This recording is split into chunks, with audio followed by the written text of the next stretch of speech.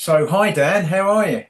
Good, good. How you doing, Alistair? I'm very well. Looking forward to talking to you about how it might be possible that people are being a bit crazy by actually not selling their car right now. Because obviously, following on from our previous video, the Pebble Beach bloodbath, where we Yeah. talked about how some categories, a lot of categories of cars were dropping in price significantly, but not all.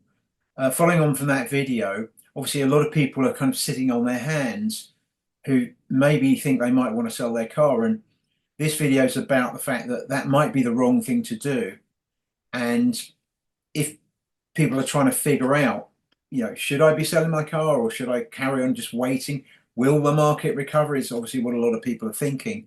And I think with, your 30 years in the experience, you've seen it all, done it all before, and you've got all the data. And I think what we're going to do in this video is look at the trends of actual price movements that have happened historically, and looking at those trends, what's likely to happen and what's causing price changes in different categories of cars. So I'm really looking forward to that. And where do you think we should start with this? What's a good Well, thing to start with? um, yeah, so we've definitely seen it before, right? So this is not something new. And just as you stated, the a lot of people are sitting on their hands thinking they'll wait for the market to come back. But there's actually an advantage that we've got right now. And as you said, we'll dig into the details. So we'll look at what's happened over the last 30 years. So we'll kind of take a stroll through the last 30 years of the classic car market, and we'll look at what's been going on.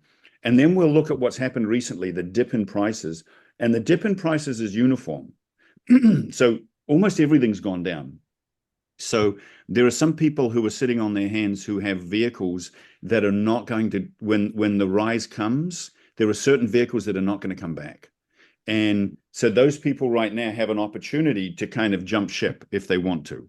They could choose to sell their old classics, and because modern classics are also down, they could jump into modern classics. So we'll look at what's happened over the last 30 years. We'll have a look at what's happened recently, and then we'll figure out what actions a person may want to take. And we'll talk a little bit about what to buy and what to sell. Um, so we'll just dive right in. We'll have a look. We put together some data. If you like, I'll share my screen and we'll just look at a few Yeah, graphs. great. Let's have a look at what you've got. So this first one is Ferrari Daytonas. Um, they made them from the late 60s through the early 70s. So they're really baby boomer cars. And that's what we'll start looking at, are the cars that the baby boomers loved. So the red dots is one specific Daytona that we've tracked through the last 25, almost 30 years. We can see where it's sold and what it's sold for. And the blue line are hundreds of sales. And these are actual sales at auction where we can track the increase in price.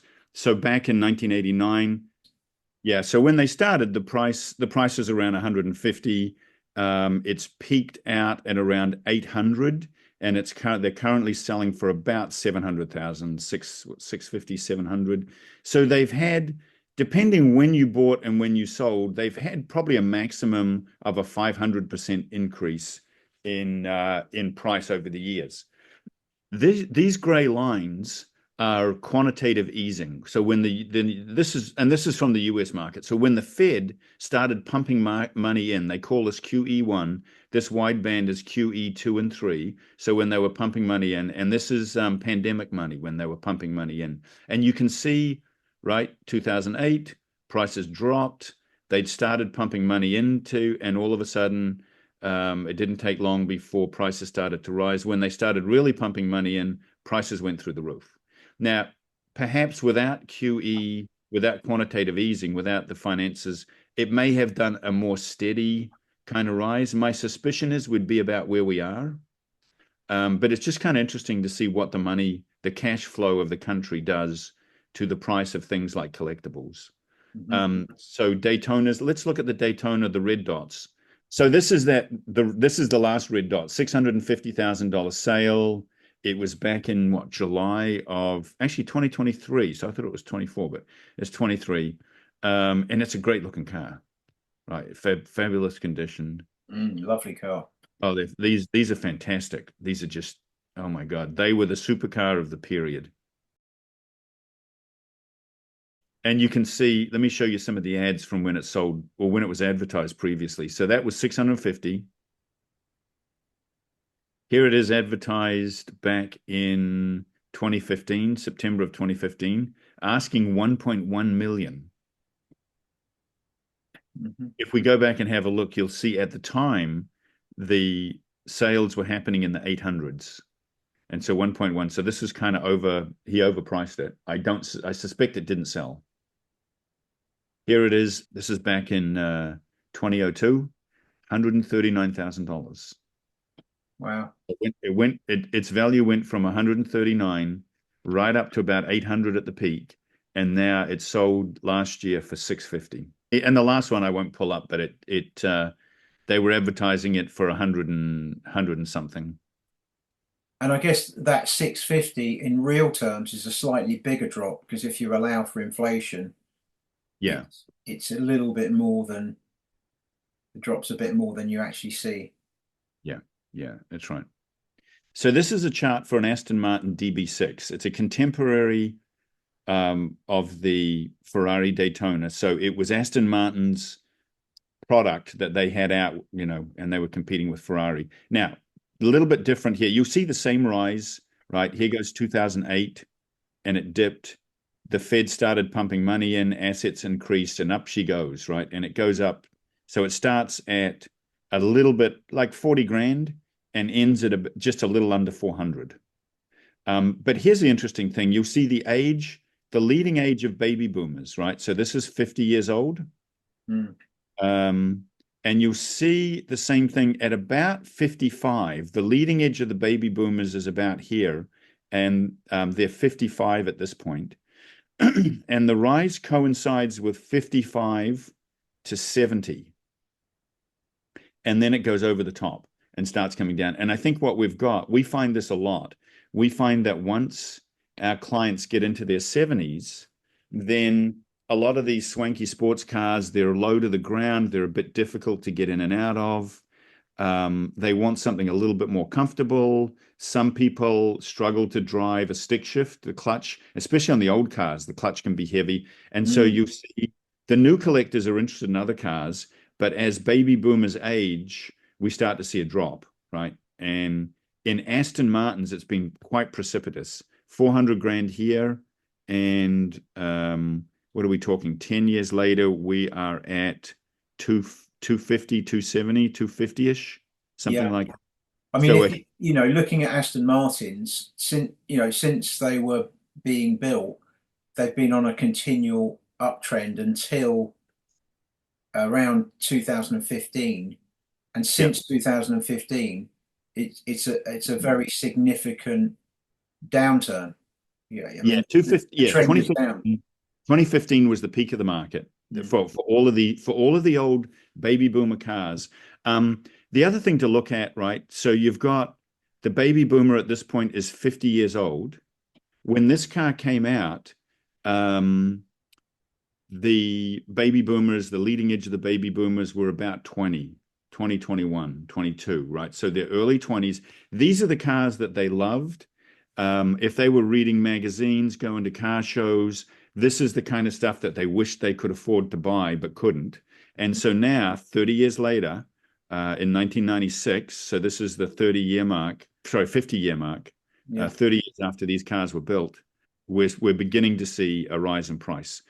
I think it's a little bit important just to note the car is 30 years old. The collectors are in their mid 50s, and that's where we start to see the rise. Collectors are in their mid 50s. Once they get into their 70s, we tend to go over the top. We see that in everyday life with some of them, and as they get into their late 70s, right, they can't drive them anymore, and they find they're not using the cars. A lot of people, their mindset is about collectibles, and they see certain collectibles continually rise in value over time. Maybe that's true for a Picasso painting or something, but there's a lot of collectibles that are based on the age range of the people that are buying it. Hmm. And as those people get older, and classic cars is probably one of the great examples of that.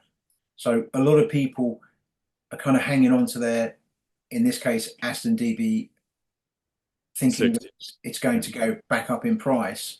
And if Yeah. they wait another 10 years, it's most likely, looking at that trend line, Yes. to go down significantly in value. Yeah, and what we tend to see, if you look back at other collectibles, even older cars, Mm. what you'll see is the trend line continues, and then it has a tendency to flatline, Yeah. right?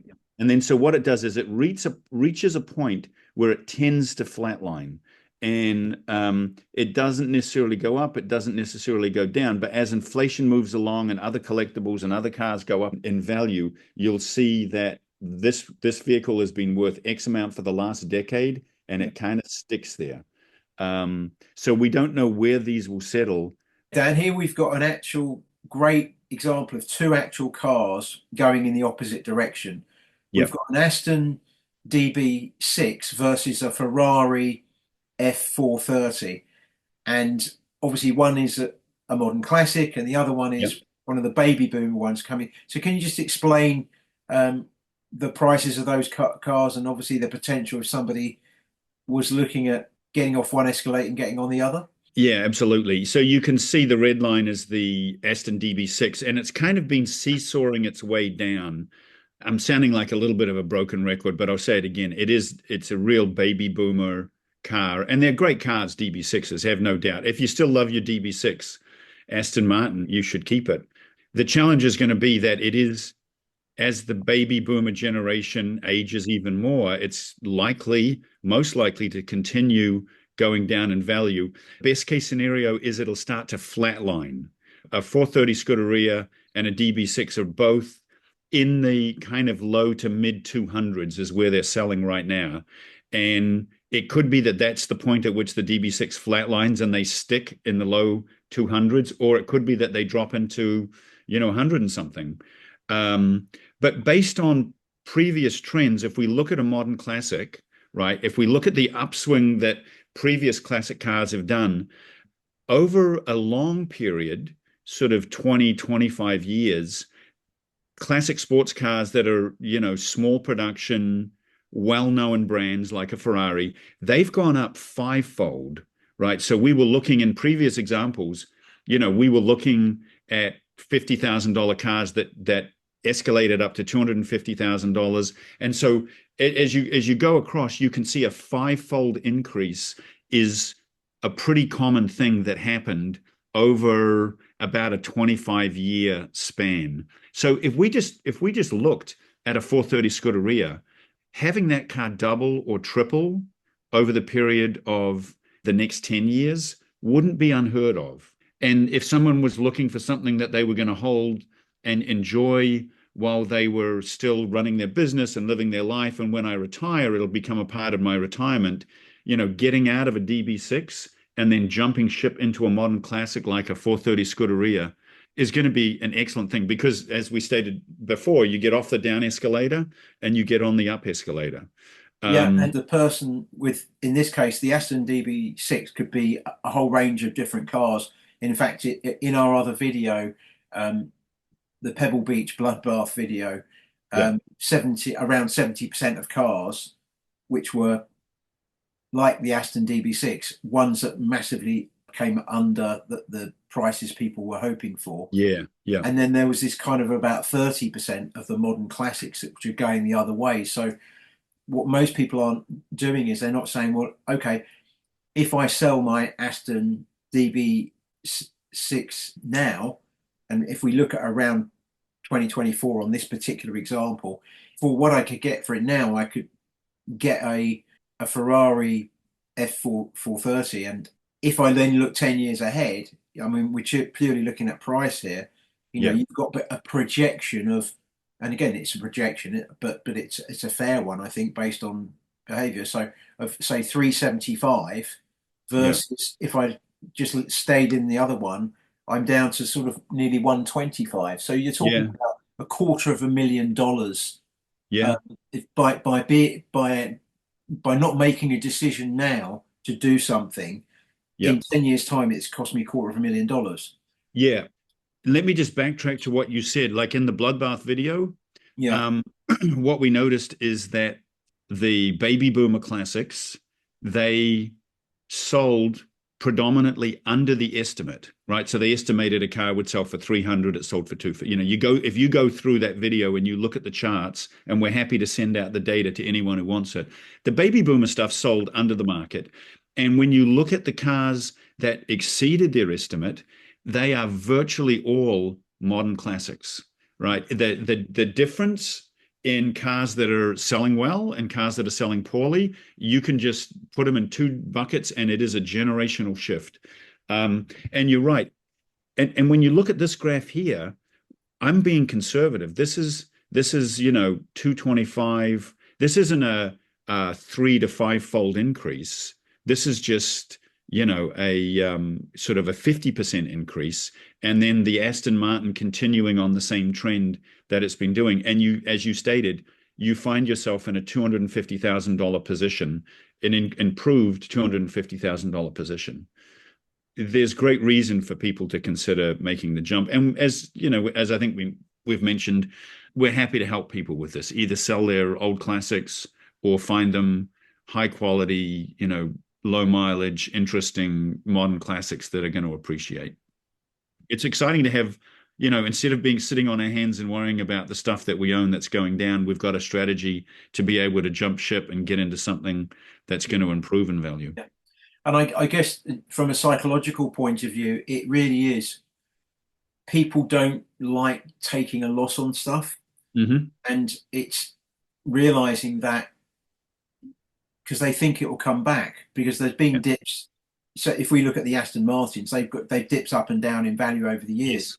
Yes. But Yep. the down, this is more not a dip. This is a downward trend that will continue, and Yeah. so it's different to a dip. If you look at this chart, right, so the Aston Martin back in 2014, 2015 was, somewhere in the 300s. And we become anchored to that price. Well, my Aston's worth 300 grand. Yeah, And I could have sold it. Somebody offered me 300, or I could have sold it back then and I didn't.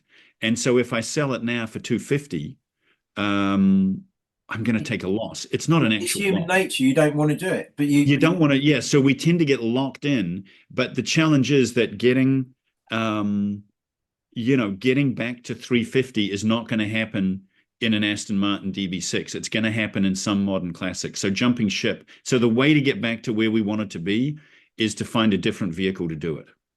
yeah, yeah, it makes a lot of sense. And I guess if people can kind of be psychologically prepared to get less for their car than they might Sure. have expected Yeah. a few years ago, then they can use what they can get now to get a car which you've identified this example here. But I know that there's we are if we just looking at Pebble Beach, which is a benchmark, it was Hmm. around 70% of the cars we looked at which are on this downward trend, Yeah.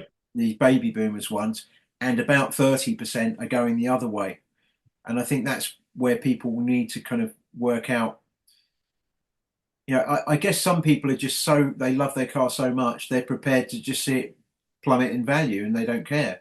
Yeah, and if it's not, Yeah, listen, if it's something that you love and it's not a part of your retirement strategy, or it's not a part of your investment portfolio, and you just love it, then yeah, there's no reason to sell it.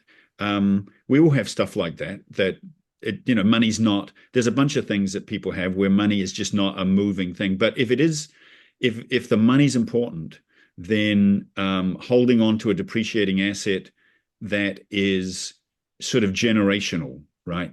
yeah, And yeah. And end of I would line. say some older people as well. This whole kind of the modern classics, they're going to be more usable, so Yes. they may have trouble getting in and out, and Yeah. there are a lot of restrictions mobility wise. I think that will influence some people. So the idea of having a modern classic instead, which has got air conditioning and heating and Hmm. is easier to get in and out of, that Yeah, I don't know if they're easier, but they're more reliable. And you're yeah, right, the air conditioning works, and they have cruise control and all sorts of modern things. So so you're right, they're a vastly more usable vehicle. We got one more, which is Maserati Ghibli's. Yeah, and so Maserati Ghiblis, you're seeing the same thing, right? Yeah. They start off, and this is interesting to me that it starts off right around $25,000 because I went to a car show with a friend, right? I was at Hershey, Pennsylvania, biggest car show in the world. Um, there'll be 300,000 car guys walking around Hershey for the week looking at cars. And a friend of mine had a Maserati Ghibli for sale at this point for about $25,000. And it was a bit scruffy. And he sold it for 25, 26,000. And I remember thinking, oh my God, I think, I don't want to say it, but I think he ripped him off. I think he sold it for too much money. He shouldn't have, I don't think it was worth $25,000. And it now, in hindsight, it looks ridiculous because they went from, that was not quite the low point, but shortly thereafter, they started going up in value. And before you know it, they crested and went over 100 grand and away they went. The same thing being, if you look here, you get into the right? You get into the mid 50s. The leading edge of the baby boomers are 55 in here. And then that's when you see them starting to buy. They now have discretionary income. The kids are out of college. The business has been doing well. I really deserve to buy something that I've always wanted. And Yeah. so, and you can see the big spike here with the Fed pouring money into the economy. Yeah. And they peak out around 250. And just for the guys who are into Ghiblis, I haven't done this doesn't include Ghibli spiders, right? So the expensive ones are the spiders. The Ghibli SS is more expensive. This is just a plain Jane 4.7 Ghibli. So it's clean data and it's every sale, every auction sale that we could find. And there's literally hundreds of them in here. And you'll find a similar shape line, although the prices might be different for different Maserati models. You do. Yeah, you do. And you see the same. Astons and Maseratis have had the biggest drop off. They've had this kind of steep drop off. There was a pickup during the pandemic. Because during the pandemic, you could get in your car, your girlfriend or your wife could hop in with you. You could go for a drive. You could go do something, right? You might not be able to walk into a restaurant, or you might not, there might be a lot of things you can't do. You can gas up the car without having to go into the gas station. So you could still get in your car and go do stuff. And so we found that during the pandemic, things actually were pretty active. Mm. So we're still, even though prices are, what are we looking around 100 grand? They started at 25, 30 years, they've reached 100. You wish it was better. And it was for people who sold, back. The peak of the market again was in the 2014, 2015 window. In that window was the peak.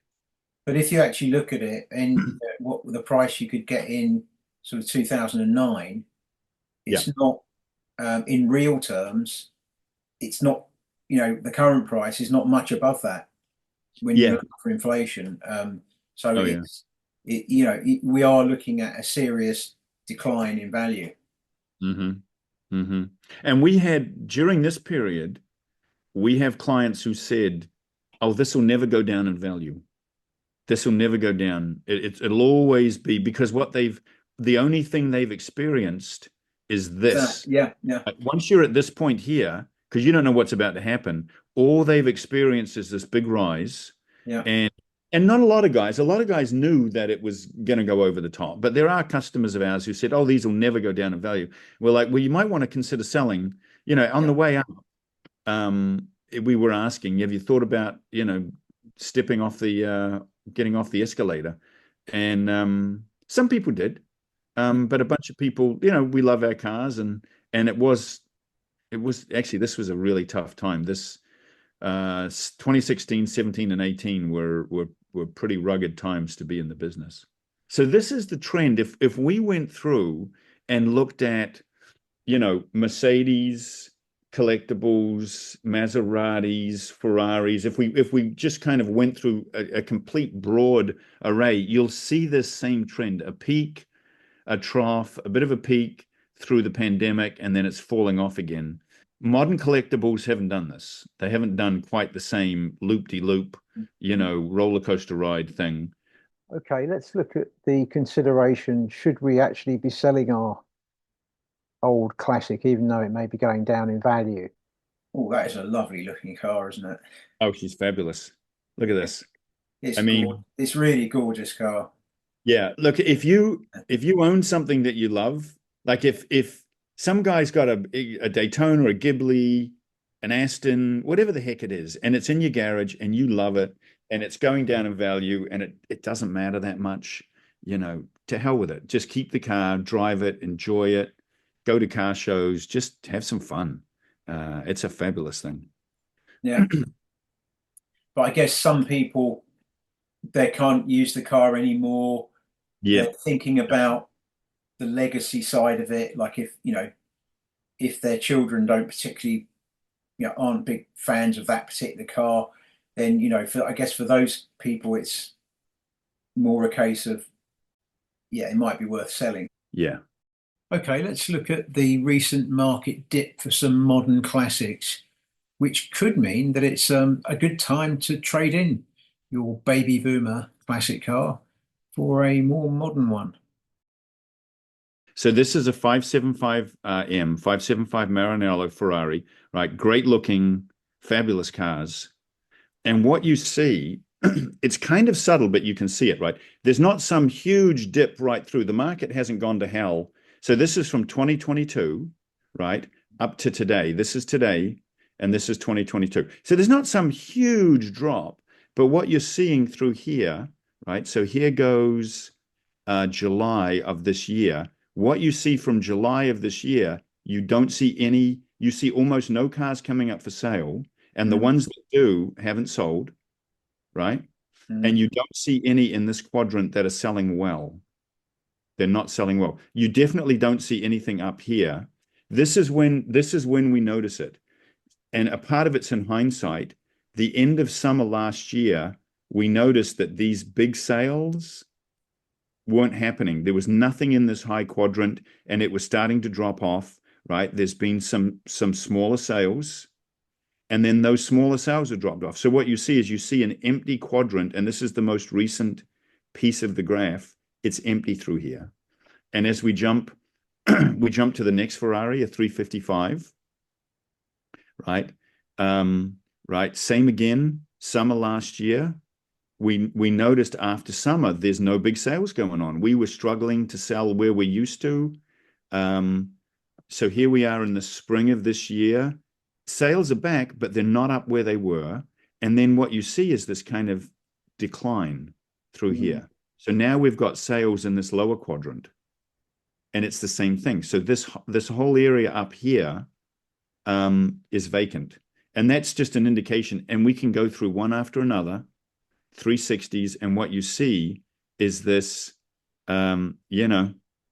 Last year sales were good. This isn't quite as steep, but right, you're still not seeing any high sales.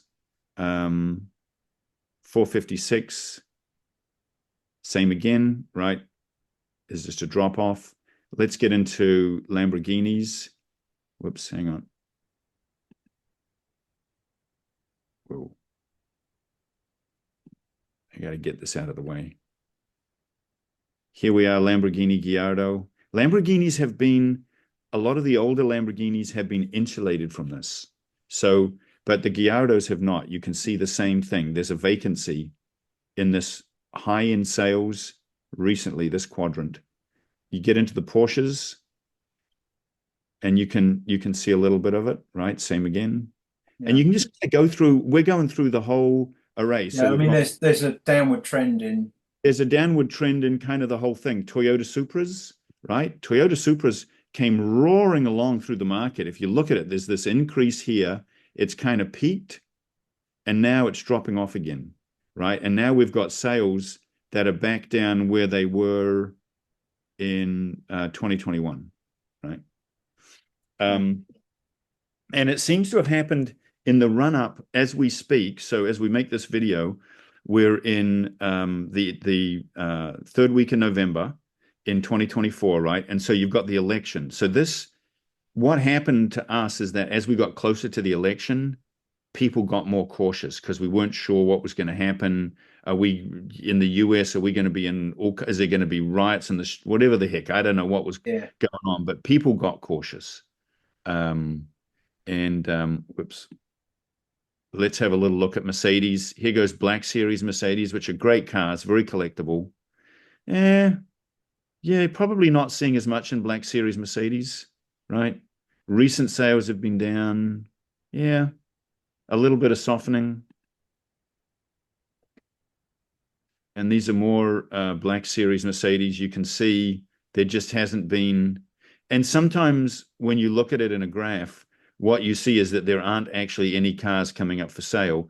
And often what that can mean is that somebody puts their car up, they can't get the reserve that they want.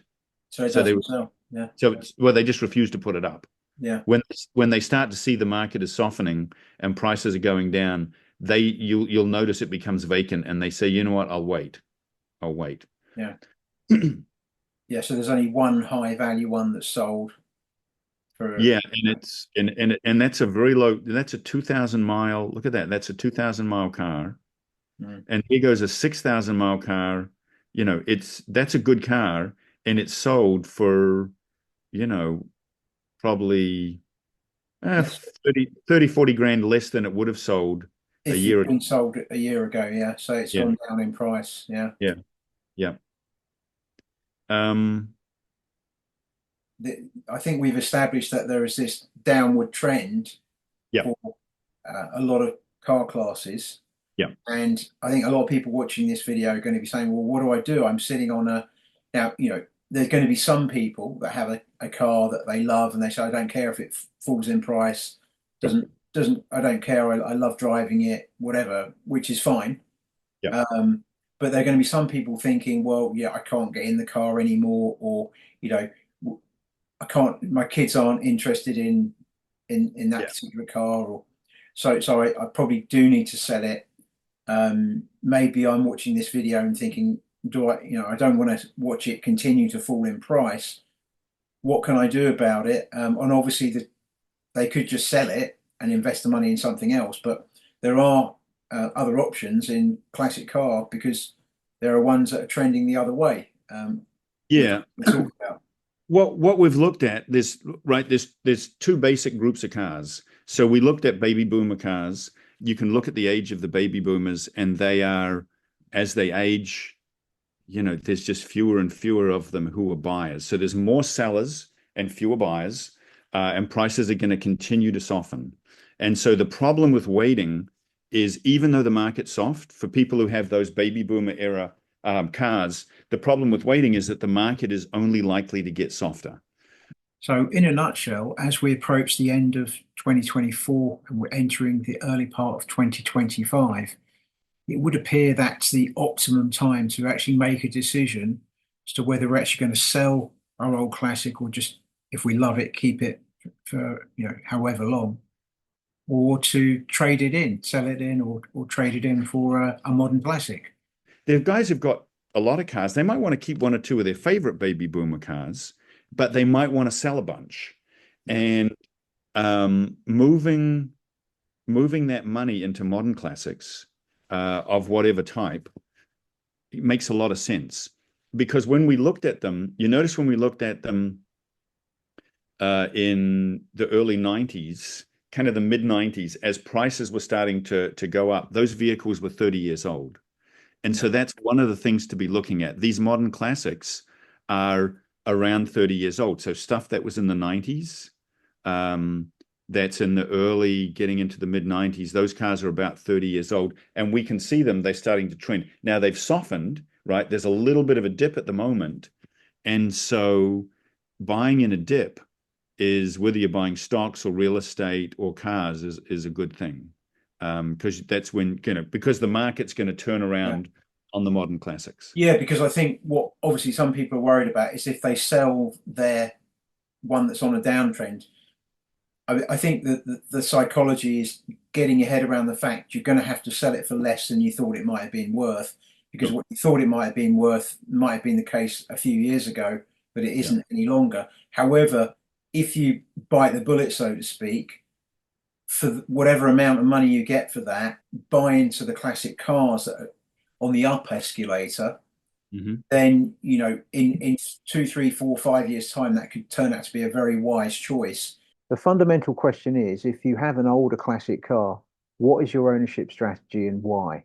So Dan, if you're looking to buy modern classics to replace one of your older cars that's falling in value, what is the strategy you suggest and why? Yeah, so the strategy, we've talked about the demographics, we've talked about the modern classics. If you're buying cars that are, and it depends on your window, right? Lots going to depend on how long are you thinking you'll keep a car, how much money do you have to spend? That's going to have a big part. It's going to play a big part in what you buy. But generally, the rules of the game are that you want to be buying things that are rare, so they didn't make a lot of them, high performance, and they look good. Generally speaking, just as a general thing, I would advise keeping to sort of the major names: Porsche, Ferrari, Lamborghini, BMW. BMW, Mercedes, Black Series, right? So Yeah. so we could be talking, and most of these manufacturers are going to produce, like Ferrari does this all the time. They produce the Speciale. Let me just reel off a few that people may want to consider. All of these things are going to go up in value. If you bought a Ferrari 550, a 550M, it's going to go up in value quite dramatically over the next decade or more. But if you bought a 550 Barchetta, that's the convertible version, that's likely to skyrocket in value. Now, it's a lot more money in the beginning. So for people who have a bunch of cars and they want to simplify, selling 2 or 3 old classics to buy 1 or 2 really good modern classics, I think is a really good idea. So you see it with Porsche, you see it with Ferrari, you see it with Mercedes. They create the standard model, a Porsche Turbo, and then they create the Porsche Turbo S. Has a little bit more horsepower, a little bit more performance, right? The cars that have more are going to probably do better. They're rarer. Mercedes SLS, right? They made a Black Series, more performance, has a different look, handles better. Same with the Ferrari, Ferrari 430 versus a 430 Scuderia 16M. So the thing driving the prices of these cars, they're obviously not baby boomers. They're people born after the baby boomers. I think that's the key here, isn't it? It is, yeah, yeah. So it's the next generation of collectors, right? And there's a whole wave of Japanese collectibles that are coming along that are really quite exciting. The Acura NSX. Now, in the rest of the world, Honda sold it. In America, it was sold under the name Acura, but the NSXs are very appealing. They made an R, which was a performance race-based, very rare, very desirable. And they made a Zanardi, which they sold in the US, which is a high performance version. They only made 51 of those. So if you end up buying something that has more performance and they made fewer of, getting out of old classics and getting into modern classics is going to get you on the up escalator, right? If you are looking to simplify your collection, selling 2 or 3 old classics and buying one really good, high quality, high performance modern classic is, I think, a winning strategy. Say someone's got a Ferrari Daytona and they're seeing it go down in price. Yeah. If they sold it, we know the prices have come down as we showed the graph earlier. So they saw it come down about 150,000 in value. Okay, I see. Yeah. Then and they're thinking, oh, it might go down another 150 in value over the next, say, 5 years. Yeah. If they were to sell it for whatever they could get now, 650, whatever, and I don't know, let's just pick, for example, a modern classic they might get for that much now. I just mentioned a 550 Barchetta. 550 Barchetta is about $500,000, right? They made very few of them. They made a few hundred. Yeah. It's a 550 Ferrari convertible. So if they were literally just to make that decision and say, do you know what, I'm going to sell my Daytona and get a modern classic Ferrari. Yeah. In 5 years' time, I mean, obviously hopefully they'd have fun with the new car. But Yeah. in 5 years' time, instead of their car having gone down another 150,000 in value, it would have gone up 100. So you could be talking about like a 300. I mean, we're Sure. guessing these numbers, obviously, Yeah. but based on the trend lines, Yeah. it's quite possible they could be $300,000 better off. Well, here's a real life example of this, right? Yeah. That I didn't take advantage of. So I had a 330 GTC that I sold, and it sold for $650,000. And at the time, I could have bought a scruffy Ferrari 288 GTO. I would have had to add money. I would have had to add some money, right? Now, my 330 GTC has dropped in value from 650 to about 400. Mine was a little bit scruffy. Some people will go, well, GTCs are in the 4, 5, 6s, but mine was a bit scruffy. And so it probably would be in the 400s. And a 288 GTO, even a scruffy one, is worth 2 million, right? So Wow. if I had kept my 330 GTC, I'd be looking at a $450,000 asset instead of a $2 million asset. And that time frame is the last decade. That's the last. I mean, that's the other thing. Some of these modern classics that we know are the trend lines are very, very upwards. We Yeah. don't know quite how aggressively upwards they could be. So, Oh, the example we just gave, that could apply to anyone. yeah, yeah. And when you compare, as you just did, right? And as I just stated, compare what was sold. So if you look at the trend line of a Daytona, they've softened.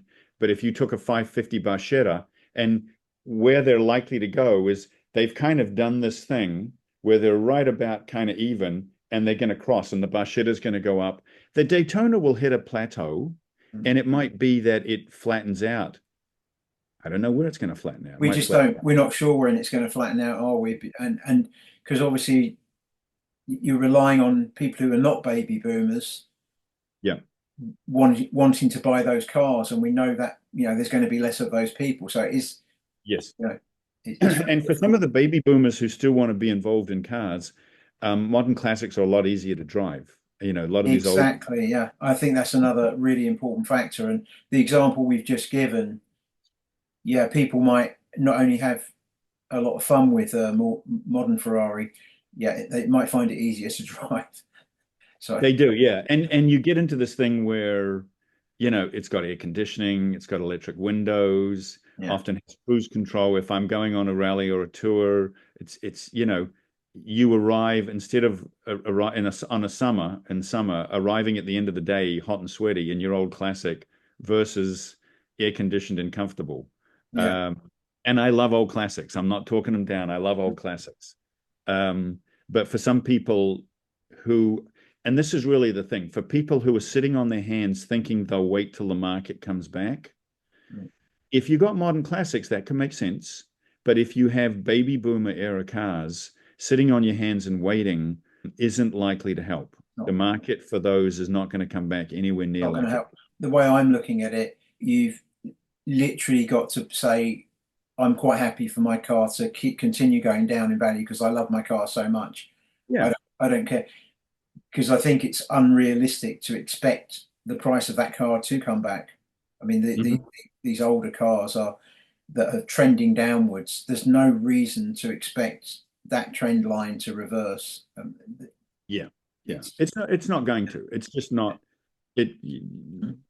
it's just not likely to. You never know what's going to happen, but the safe money would be that we're not going to have more 70-year-olds who are going to all of a sudden decide that they want to buy the car of their dream. Um, and the young collectors are going to buy the cars that they lusted after, yeah. which are a different generation of vehicle. The people you're speaking with are people who have actually woken up and to the fact, and they've accepted that. Do you know what?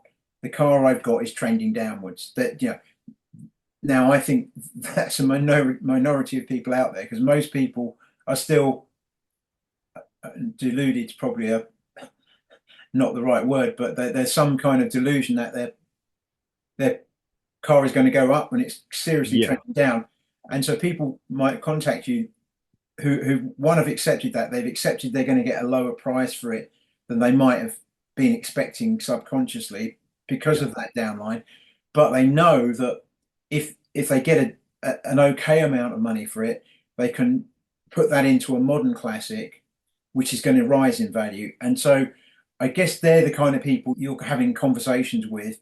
What advice would you give people who have got to that point if they ring you up and call you and want to speak to you?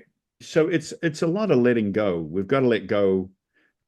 Often what happens was that during the peak of the market, we got offered X amount for, I got offered 700,000, 800,000 for my Daytona, or 200,000 for my Maserati Ghibli, and I turned it down. And if I sell it now for a lower price, that means retroactively that I was wrong, that was a mistake. And there's some people, I don't know if they're consciously thinking about it, but you can sense that they're holding on to the fact that I turned down that price and it's difficult for me to let go of it. And the way to get back to, the way to get back to that number is not using this vehicle. If you're just looking at an investment strategy, this car is not going to get you back to there. Yeah. Changing into something that's on the up, I think of the down escalator and the up escalator. Moving on to the up escalator, in a few years' time, you could be looking at a car that is now worth the same amount of money that you turned down a few years ago. But the vehicle that you're in isn't going to get you there because, it's already left. Those prices have already gone. So yeah, I think this is a great strategy for people who are looking at cars that are going down and it's concerning them. Yeah. And they don't know what to do. And so what we can do is if somebody wants help with it, we're happy to have a call with them to sort of talk about their collection, lay out an action plan. And we take vehicles in, can help them sell things, help them find great cars to buy. So if they're looking to put together a strategy and then to act on it, I guess you've got 30 years of data, and I don't think there's anyone else in the industry that has the amount of data you have. So you can, based on whatever make and model of their particular car is, you can have a good idea of what the trend line is, the downward trend line, if you like. And then based on what their preferences are, you could advise them on the modern classic that they might like, what the potential up trends are for those particular vehicles, I guess. And I guess the other thing is obviously a previous video we did where we explained how you can make sure they get more money in their pocket than if they went to auction. That's a useful video for people to see. Thereby they're not going to, whatever they spend on this process is going to be less than if they do it. The auctions take a lot of fees. So we're a less expensive way to go about disposing of a. You're not only less expensive. What an auction house can't do is they don't, it's not, as far as I'm aware, there's not a service where they say, well, here's the downward trend line of your existing car. What cars do you like? Well, these are the upward trend lines of the cars you might like, because you can provide that whole service so people can actually, a bit like someone might go to a stock advisor for, shall I sell these shares? Which one shall I buy? Kind of thing. That's right. You can give them that kind of input so they can make a more informed decision and choice. Yes. Yeah. And we're happy to do so. We're happy to set up a call, chat to people about their collections, what changes they may want to make, and what their long-term goals are. And it may be long-term goal might just be, I want to have fun, and I'd love to be in some vehicles that are going up in value rather than going down. Yeah. So it could be pretty simple, but sitting and doing nothing, I think, is the thing on a downward trend. Doing nothing, I think, is the dangerous thing. Yeah. Okay, great. Well, if people need to contact you, obviously there's information below, and the other, if they haven't already seen the other two videos, the Pebble Beach Bloodbath, as we call it, and the other one about the mistakes people make at auction, I think, which are really useful videos to watch. So yeah, look, thanks for sharing all of that, Dan, and Thank Yeah, you, Alex. It's always great to chat with you. yeah, I'm looking forward to putting the video out there and sharing it with people and hopefully giving them some insights about what's going on. Excellent.